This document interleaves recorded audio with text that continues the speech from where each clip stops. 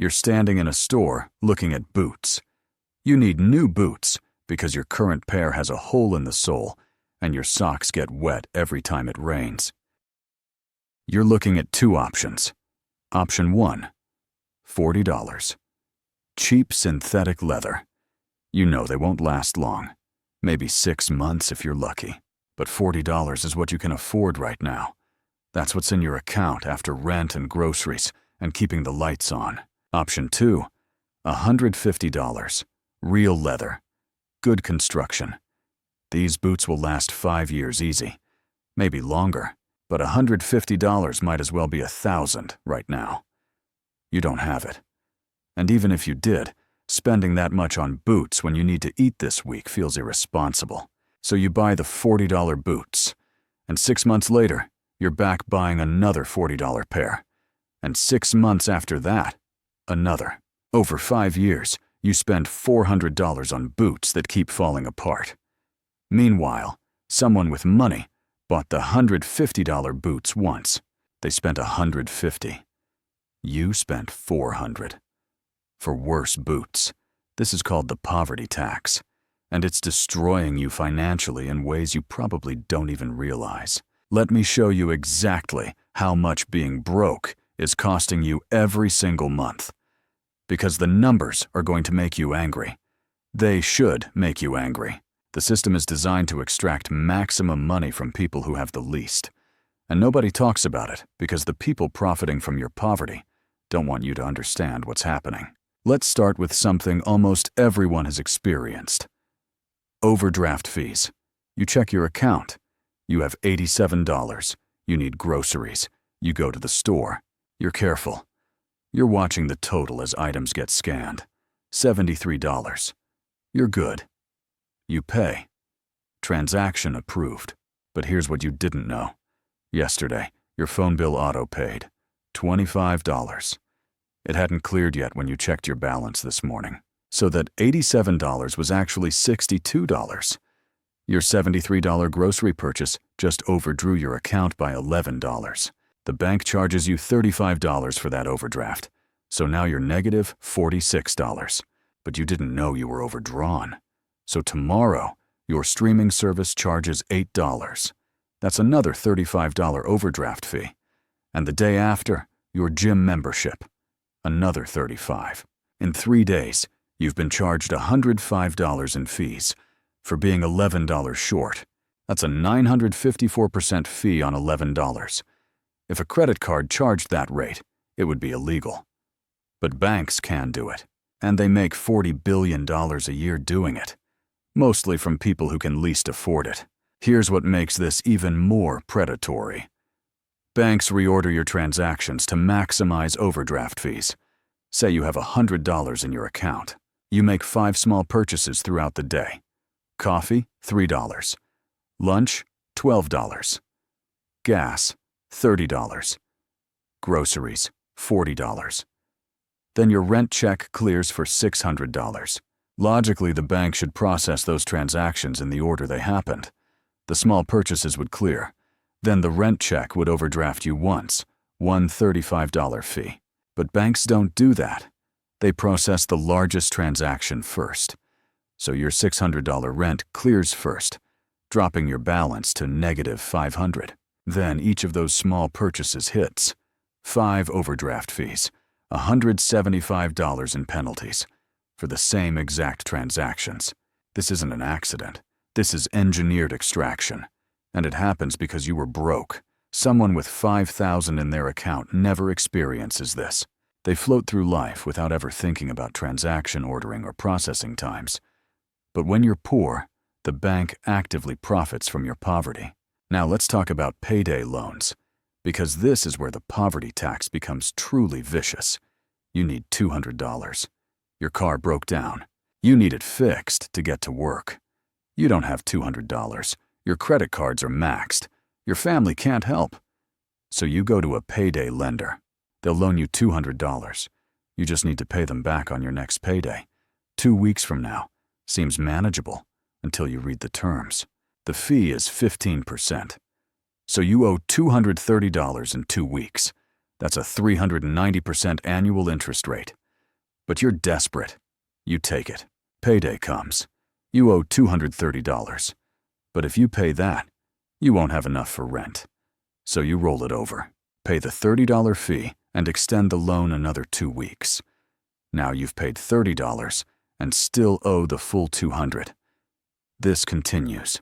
After 6 months, you've paid $360 in fees. And you still owe the original $200. You've paid $560 total to borrow $200 for 6 months. Someone with good credit could have gotten the same $200 on a credit card at 18% APR. They'd pay about $18 in interest over 6 months. You paid $360. That's a $342 poverty tax for being poor. And here's the cruelest part. That payday loan made you poorer, which makes you more likely to need another payday loan. It's a debt trap specifically designed for people who can't escape. The payday loan industry makes $9 billion a year, almost entirely from people earning less than $40,000 annually. They're not lending to rich people. Rich people have credit. They're targeting the poor and extracting wealth through fees that would make a loan shark blush. But let's move beyond fees and talk about the cost of cheap products, because this is where the poverty tax gets insidious. You need a vacuum cleaner. You go to the store. You see 2 options: $40 vacuum, cheap plastic, weak motor. It'll probably last a year. Or $200 vacuum, quality construction, strong motor. Will last 10 years. You buy the $40 vacuum because that's what you can afford today. 1 year later, it breaks. You buy another $40 vacuum, and another the next year, and another. Over 10 years, you spend $400 on vacuums. The person who could afford the $200 vacuum spent $200 once. You spent $400. You paid double for worse performance because you couldn't afford to save money. This pattern repeats across every category of your life. Cheap shoes that wear out fast. Cheap appliances that break constantly. Cheap clothes that fall apart. Terry Pratchett wrote about this decades ago. He called it the Sam Vimes theory of economic injustice. A poor man who can't afford $50 boots will buy $10 boots that last a season. He'll buy them every year.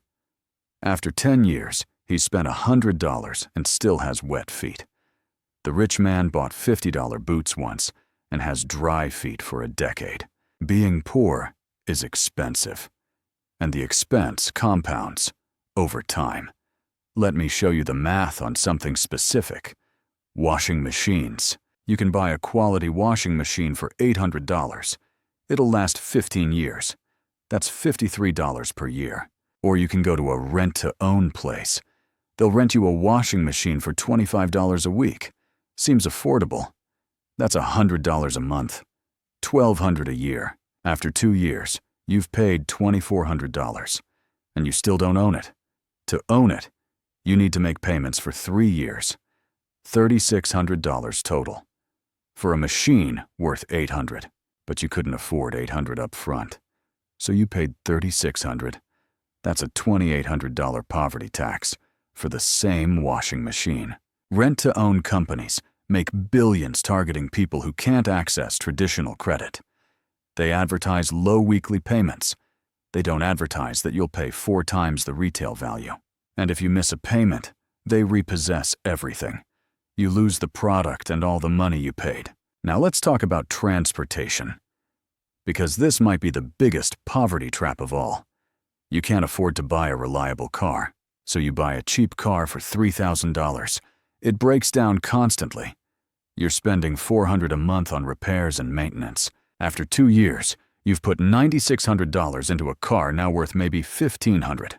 Meanwhile, someone with better credit finances a $15,000 certified used car at 5% interest. Their payment is $280 monthly. After 2 years, they've paid $6,700. They still owe about $8,000. But they have a car worth $12,000. They're building equity. You're burning money. But it gets worse. Without a reliable car, you can't access better job opportunities. That job across town that pays $5 more per hour? Can't take it. Your car won't make the commute reliably. You're stuck in the lower-paying job close to home because your transportation is unreliable. This is the mobility tax. Poor people pay more for transportation and have fewer opportunities because of it. It's a self-reinforcing trap. Or maybe you can't afford a car at all. So you take the bus. Bus fare is $3 each way, $6 a day, $30 a week, $130 monthly. Except the bus doesn't go everywhere. Sometimes you need an Uber for $15. Or you miss opportunities entirely because you can't get there.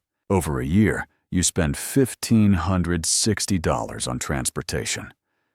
Someone with a paid-off car spends maybe $100 monthly on gas and insurance. You're spending more for worse access. Another poverty tax. Let's talk about food.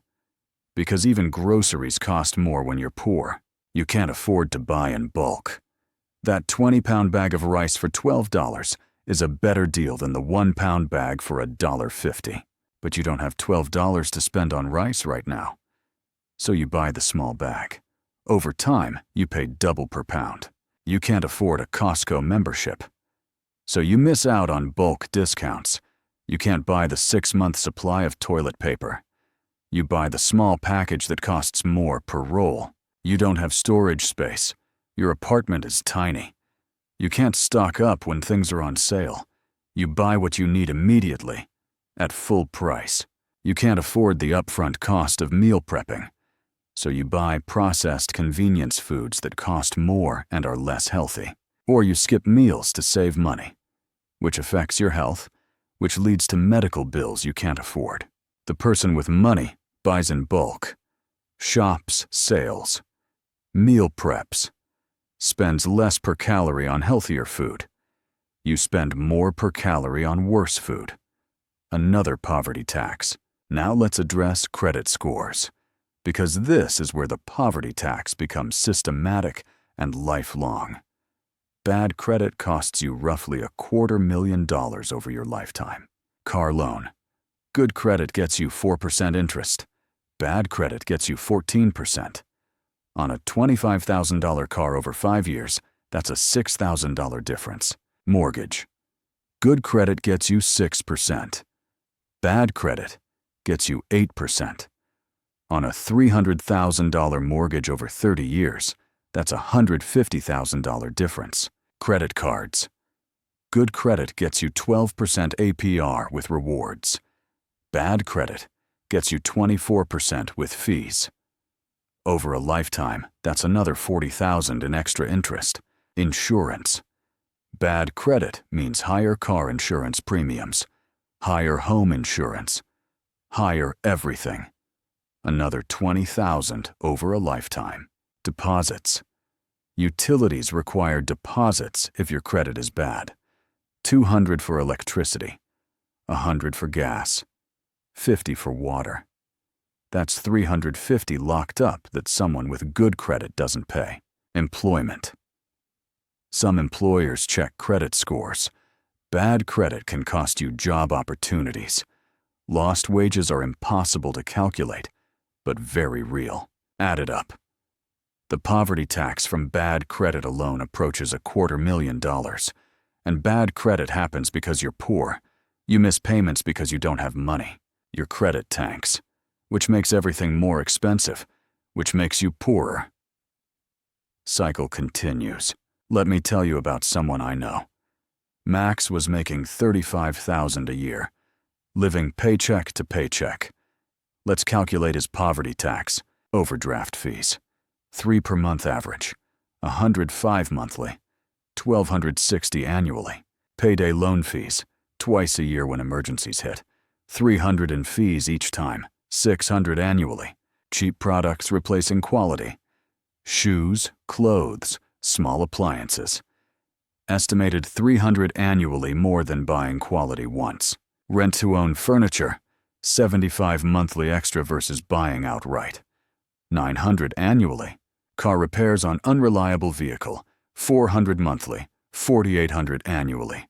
High-interest car loan, extra $200 monthly versus good credit rate, $2,400 annually. No bulk buying premium, estimated $50 monthly, $600 annually. Credit card interest at 24% versus 12%. Extra $100 monthly, $1,200 annually. Total annual poverty tax, $13,160. She was making $35,000 and paying $13,000 in poverty taxes. That's 37% of her income. Gone. Not to living expenses, to fees and extra costs for being poor. Someone making $100,000 with good credit and financial access, they pay near zero poverty tax. They have credit, they buy quality, they avoid fees, same lifestyle, half the cost. This isn't about personal responsibility or budgeting better. This is a systematic extraction machine designed to transfer wealth from the poor to corporations and banks. Here's what makes me angry. The poverty tax is invisible to people who don't pay it. Someone who's never been poor has no concept of overdraft fees. They've never needed a payday loan. They don't understand why someone would use rent to own. They think poor people are just making bad choices. But when you're poor, these aren't choices. They're survival strategies in a rigged game. You can't buy quality boots when you need to eat this week. You can't save for emergencies when emergencies are constant. You can't build credit when you can't make payments. You can't invest in your future when your present is on fire. The poverty tax isn't a bug in the system. It's a feature. Banks, payday lenders, rent-to-own companies. They've built business models entirely around extracting profit. So what's the solution? How do you escape the poverty tax when the entire system is designed to keep you trapped? First, you need to understand that you're not the problem. The system is the problem. Recognizing that you're being systematically exploited is the first step to fighting back. Second, you need to break one poverty trap at a time. You can't escape all of them simultaneously. But you can target the most expensive one first. If you're paying payday loan fees, that's priority one. Whatever it takes to never use a payday lender again. Borrow from family, pick up extra work, sell stuff. Anything is cheaper than payday loan rates. If you're paying overdraft fees, that's next.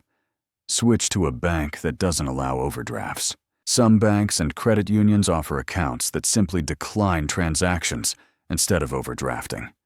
You can't buy groceries if you don't have money, but you also don't get hit with fees. If you're in rent-to-own contracts, calculate the total cost, then figure out how to buy the item used instead. Third, when you do have money, resist the urge to upgrade your lifestyle immediately. I know how tempting it is. You finally have a little breathing room. But here's the trap. If you spend that money on lifestyle, you're still vulnerable to the next emergency. The poverty tax will get you again. Instead, build a small buffer. $500, $1,000, enough to avoid the next overdraft fee, the next payday loan. That buffer is worth more than any purchase because it breaks the cycle. Fourth, invest in quality when you can, not luxury. Quality. The boots that last 5 years instead of 6 months. The used car that's reliable instead of the cheap one that breaks constantly. The upfront cost is higher. But the long-term savings are massive. This requires patience. It requires saving for the quality item instead of buying the cheap version now. But every time you break a poverty trap, you free up money to break the next one. Fifth, understand that escaping poverty is about more than just earning more. Someone making $60,000 can still pay the poverty tax if they have bad credit. Someone making $35,000 with good credit and financial knowledge can avoid most of it. This isn't about blaming poor people for not knowing better. Financial literacy isn't taught in schools. Banks and lenders actively obscure the true costs. But once you know how the game works, you can stop playing. You can avoid the traps. You can make choices that minimize the poverty tax even while you're still poor. Let me give you a concrete example. Someone I know was trapped in the overdraft fee cycle. 3 fees per month, $105 gone every month. She switched banks, found a credit union that offered an account with no overdraft fees. Transactions just declined if she didn't have money. That change alone saved her $1,260 a year. She used that savings to pay off her payday loan. That saved her $600 more annually. With that extra money, she bought a quality pair of work shoes instead of replacing cheap ones every few months. Another $100 saved. Within 2 years, she'd eliminated over $3,000 in annual poverty taxes. She was still making the same salary, but she was keeping $3,000 more. That $3,000 became her emergency fund, which meant the next car repair didn't trigger another payday loan. The cycle was broken. This isn't a rags to riches story. She didn't become wealthy, but she stopped bleeding money to a system designed to exploit her, and that created space to actually build something. Here's the truth they don't want you to understand. The poverty tax exists because it's profitable. Banks make billions on overdraft fees. Payday lenders make billions on desperate people. Rent-to-own companies make billions on people who can't access credit. These industries fight against regulation. They lobby to keep the system extractive, because your poverty is their profit center. But you're not powerless. Every poverty trap you avoid is money they don't get. Every fee you dodge is profit they lose. Every quality purchase that lasts is a small victory against a system designed to keep you broke. The poverty tax is real. It's expensive. It's systematic. And it's designed to keep poor people poor while transferring wealth to corporations. But once you see it, once you understand the mechanisms, you can fight back. Not by earning more necessarily, but by refusing to pay the tax. Avoid overdraft fees. Never use payday loans. Don't rent to own. Buy quality when possible. Build credit slowly. Create buffers. Each of these actions reduces the poverty tax, and every dollar you stop paying is a dollar you can use to escape. The game is rigged, but you don't have to keep playing by their rules. Now you know what the poverty tax is. Now you know how much it costs. Now you can start fighting back, because the system wants you to think poverty is your fault, your bad choices, your lack of discipline. But the truth is, you're being systematically robbed by a system designed to extract maximum profit from people with minimum resources. That's not a failure of character. That's a feature of capitalism.